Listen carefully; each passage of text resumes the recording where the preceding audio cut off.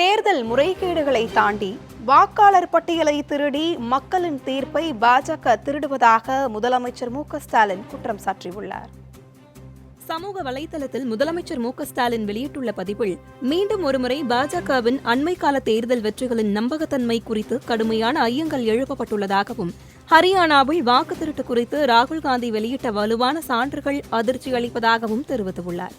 வெறுப்பு பரப்புரை மற்றும் பொய் வாக்குறுதிகள் கொடுத்து 2014ஆம் ஆண்டு பாஜக ஆட்சிக்கு வந்த பின்னர் பாஜகவின் பிளவுபடுத்தும் அரசியலை நம்புவதை மக்கள் நிறுத்திவிட்டனர் எனவும், இப்போது தேர்தல் முறைகேடுகளை தாண்டி வாக்காளர் பட்டியலை திருடி மாற்றியமைத்து மக்களின் தீர்ப்பை திருடுகிறார்கள் என்பது வெளிச்சத்துக்கு வந்துள்ளதாகவும் முதலமைச்சர் மு.க.ஸ்டாலின் குற்றம் சாட்டியுள்ளார்.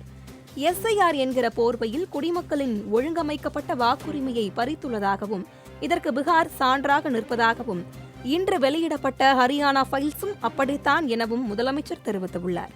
இந்திய மக்களின் கடின உழைப்பால் செலுத்தப்படும் வரி பணத்தால் செயல்படும் தன்னுரிமை கொண்ட அமைப்பாக இருக்க வேண்டிய இந்திய தேர்தல் ஆணையம் இவ்வளவு பெரிய அளவிலான ஆவணங்கள் வெளியிடப்பட்ட போதும் குடிமக்களுக்கு எந்த விளக்கமும் அளிக்கவில்லை என்பது வேதனை அளிப்பதாக கூறியுள்ள மு.க.ஸ்டாலின், இதற்கெல்லாம் இந்திய தேர்தல் ஆணையம் மக்களுக்கு விடையளித்து இந்திய மக்களாட்சி இன்னும் முழுமையாக புதைக்கப்படவில்லை என்கிற நம்பிக்கையை மீட்டெடுக்குமா என வினா எழுப்பியுள்ளார்.